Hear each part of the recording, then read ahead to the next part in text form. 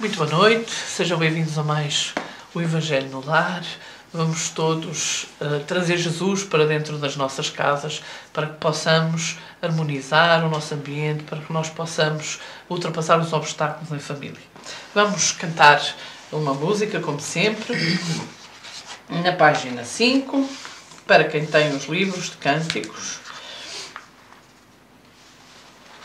Senhor, eu quero caminhar, sem nunca mais parar. Senhor, eu quero caminhar, sem nunca mais parar. Senhor, eu quero trabalhar e nos caminhos da dor meus irmãos amparar.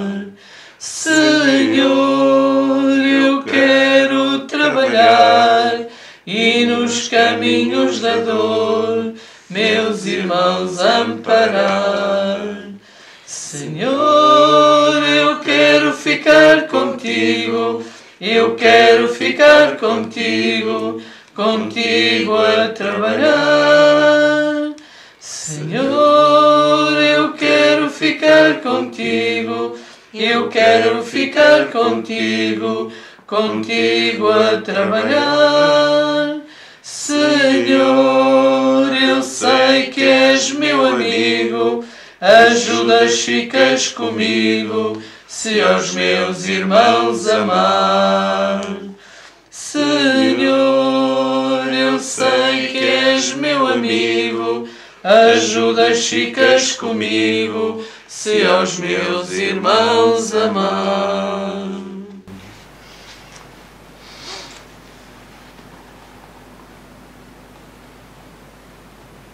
Senhor Jesus, mais uma vez aqui reunidos em Teu nome e para aprender as boas e belas lições que nos deste, que nos deixaste. Ajuda-nos, Senhor Jesus, a trazer para as nossas vidas essas mesmas lições.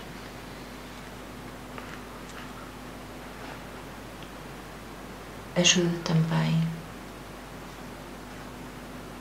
a que os nossos familiares que já partiram e que possam estar conosco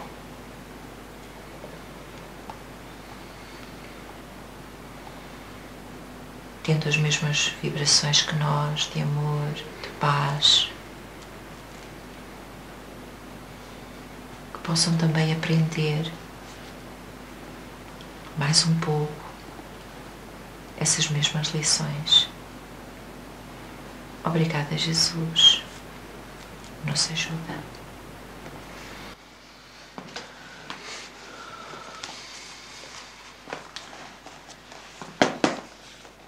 Vamos fazer uma leitura do Evangelho segundo o Espiritismo, no capítulo 8º, Bem-aventurados os puros de coração, e os itens 8, 9 e 10.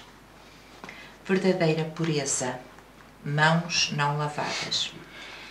Então, ao chegarem os escribas e fariseus de Jerusalém, aproximaram-se de Jesus e disseram-lhe: Por que violam os teus discípulos a tradição dos antigos, pois que não lavam as mãos quando tomam as suas refeições? Mas Jesus lhes respondeu: Porque vós mesmos violais o mandamento de Deus para seguir a vossa tradição. Porque Deus criou este mandamento: honra teu pai e tua mãe. E este outro: que aquele que dirija palavras ofensivas a seu pai ou a sua mãe seja punido de morte. Mas vós dizeis: quem disser a seu pai ou a sua mãe que toda a oferta que lhe fizer a Deus lhes será útil, satisfaz a lei. Então, depois disso, não honrem nem assista a seu pai ou a sua mãe, e assim tornastes inútil o mandamento de Deus pela vossa tradição. Hipócritas, Isaías bem profetizou de vós quando disse: Este povo honra-me com os lábios, mas o seu coração está longe de mim, e é em vão que eles me honram, ensinando doutrinas e mandamentos humanos. Depois, tendo chamado o povo, disse-lhes: Ouvi e entendei bem isto. Não é o que entra pela boca que torna imundo o homem, mas é o que sai da boca do homem que o torna imundo. O que sai da boca parte do coração, e é isto que torna o homem impuro. Porque é do coração que partem os maus pensamentos, os morticínios, os adultérios, as fornicações, os furtos, os falsos testemunhos e as blasfémias. São essas as coisas que tornam o homem impuro e não o comer sem lavar as mãos. Então, chegando-se a ele os discípulos, lhe disseram: Sabeis bem que os fariseus ficaram escandalizados? Mas ele respondeu: Toda a planta que meu Pai Celestial não plantou será arrancada. Deixai-os. São cegos que conduzem cegos. Se um cego conduzir um outro, tombam ambos no barranco. São Mateus, capítulo 15, versículos 1 a 20.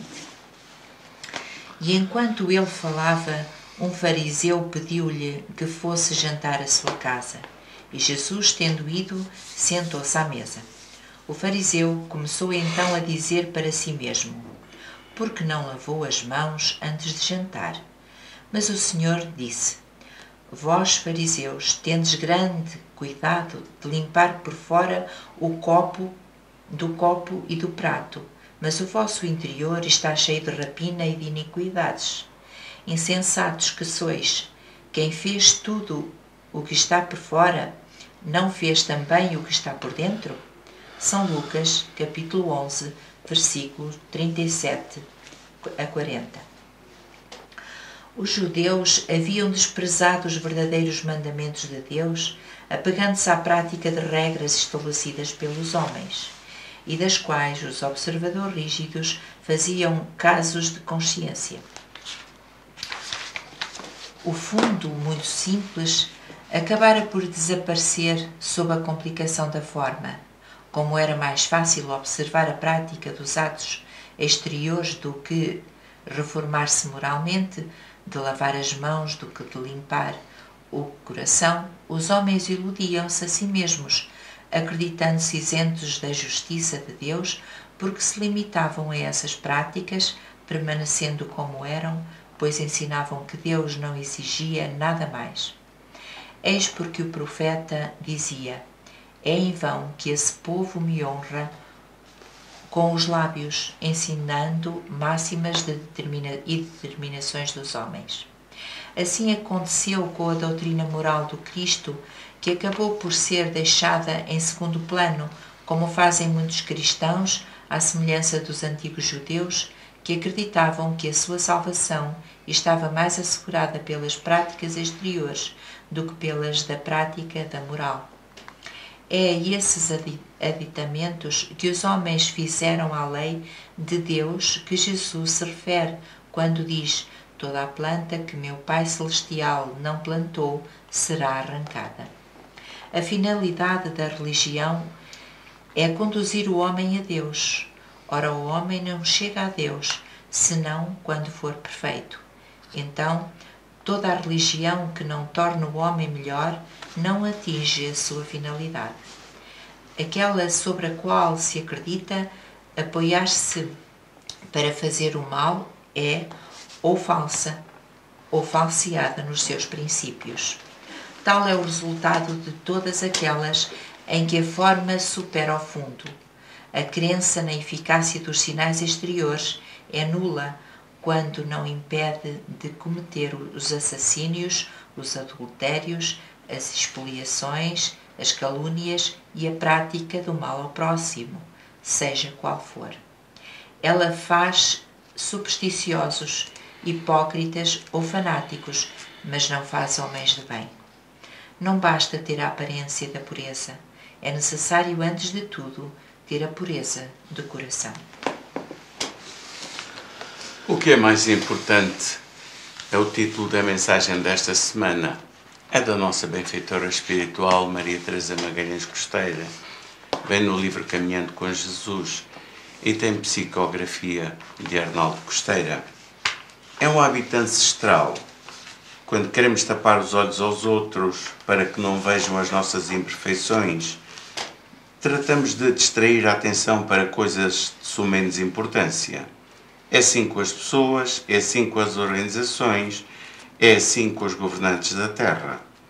Certamente que Moisés, que trouxe do Monte Sinai as normas de conduta espiritual para o seu povo, teve necessidade de criar regras de conduta para um povo liberto da opressão de séculos, em que viveram a condição abjeta de escravos, marginalizados, e uma dessas normas respeitava a necessidade de dar importância à higiene, cuja falta era considerada responsável por numerosas doenças. Como o povo, de uma maneira geral, comia com as mãos, ele estabeleceu a necessidade de lavar as mãos antes de comer. Aliás, essa prática de comer com as mãos acabaria por se arrastar por séculos e chegar ao primeiro terço do século passado. Como também, por exemplo, os médicos, em pleno século XVIII, não lavavam as mãos antes das cirurgias, razão porque as infecções e morte eram em elevadíssimo número. Mas dentro do conteúdo profundo dos ensinamentos do Mestre, seriam não lavar as mãos da importância que lhe atribuíam os escribas e fariseus? Ou pretendiam apenas distrair a atenção e provocar a descrença popular em relação aos conteúdos que ele divulgava? Na nossa vida, tudo acontece um pouco assim. Que importância damos nós à vida espiritual? Que cuidados temos dedicado à nossa vida? À preocupação de corrigirmos os nossos defeitos, de praticarmos a caridade fraterna, de estarmos atentos às dificuldades daqueles que vivem ao nosso lado, de socorrermos os aflitos, de consolarmos os desesperados, de visitarmos os doentes, tantos deles abandonados nas camas dos hospitais. Dirás que tens muito que fazer na tua vida diária, mas nem apenas 1 hora por semana para seres voluntário, nem que seja para sorrir a tantas crianças que não têm carinho nem atenção? Olha à tua volta. Jesus aconselhou Maria de Magdala a amar os filhos que não têm a mãe e ela encontrou os leprosos.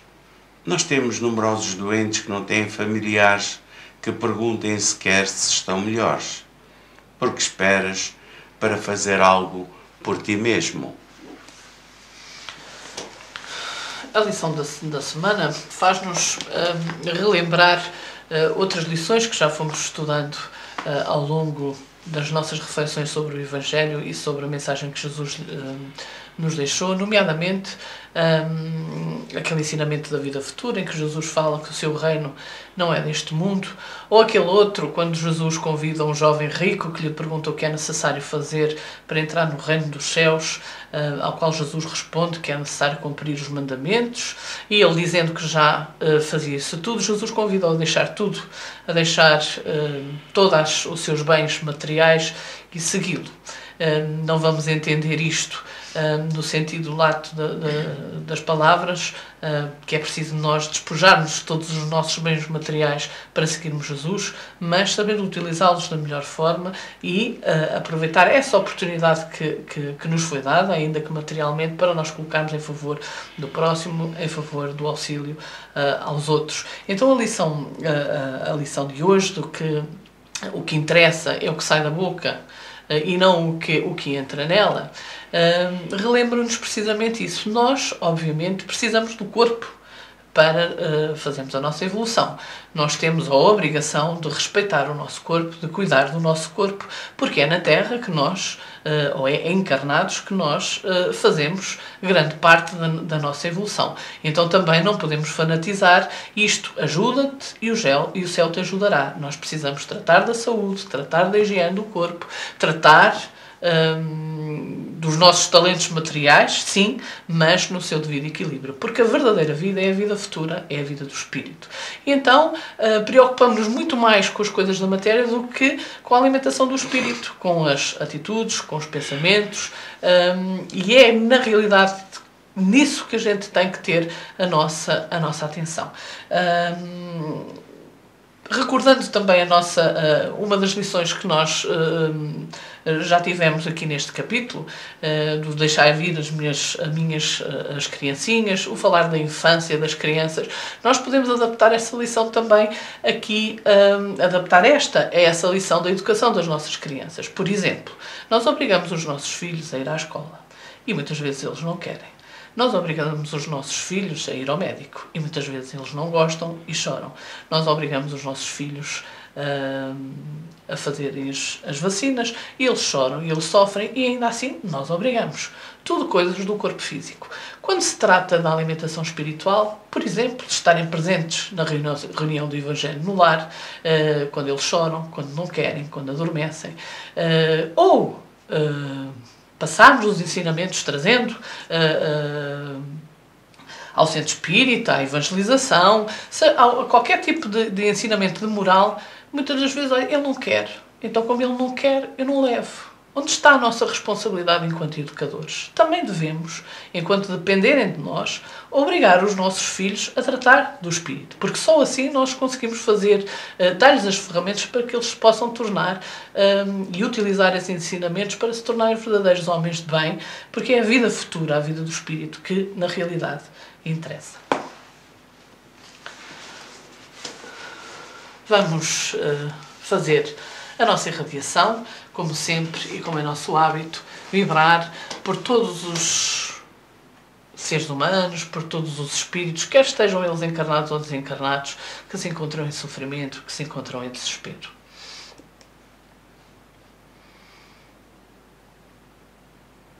Divino amigo, que a tua paz, a tua luz, o teu amor possa envolver todos os lares que estão em sofrimento, Senhor. Te pedimos por esses lares onde não há paz, onde não há carinho, onde não há compreensão, onde a tua luz não brilha. Tem irmãos queridos de caminhada, se encontram iludidos, em que a sombra não deixa que a luz penetre, não deixa que o caminho, a verdade e a vida lhes norteiem a caminhada nesta reencarnação. Pedimos pelas crianças, pelos velhinhos, pelos doentes, por todos aqueles que estão em sofrimento. Que a tua paz e a tua luz a todos possa envolver, Mestre. Fica com eles, que assim seja. Caminhando então para o final do nosso Evangelho, vamos abrir o nosso livro na página 16. Vamos, juventude. Tantos jovens buscando no prazer o amor, sem cuidarem de nenhum ideal, vão pisando espinhos, construindo a dor, sem pensarem que o homem é um ser imortal. Vão perdidos, sem norte, cegos, sem luz e sem moral. Caminham fartos de liberdade e ninguém quer saber se aproximam da perdição. Cegueira não falta à humanidade. É preciso preciso alterar esta situação. É urgente clarear tanta ilusão. Somos nós, juventude, quem tem que avançar e gritar que é preciso estes jovens alertar. É a droga, refúgio de falta de amor, o tabaco uma triste ilusão. É o álcool, o mundo sem norte e valor, sem moral nem sentido, é a prostituição. Muitos jovens incautos julgam não ter mais solução e seguem tolhidos sem liberdade.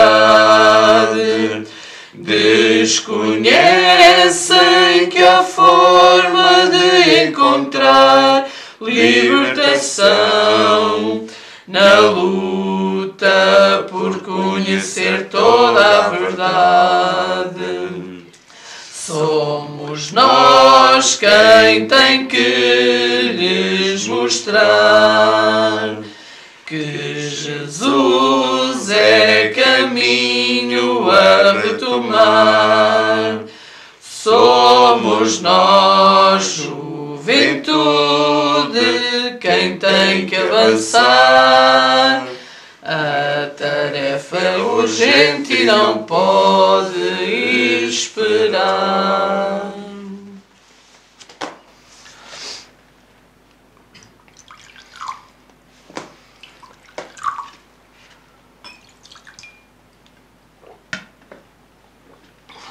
E chegamos ao fim de mais o Evangelho no Lar. Que a lição de hoje nos faça refletir que efetivamente estamos a ter a derradeira oportunidade para a mudança e que podemos chegar ao final da nossa vida sem termos aproveitado verdadeiramente essa oportunidade e podemos não voltar a tê-la tão cedo. Que Jesus abençoe a todos e até à próxima reunião de Evangelho no Lar.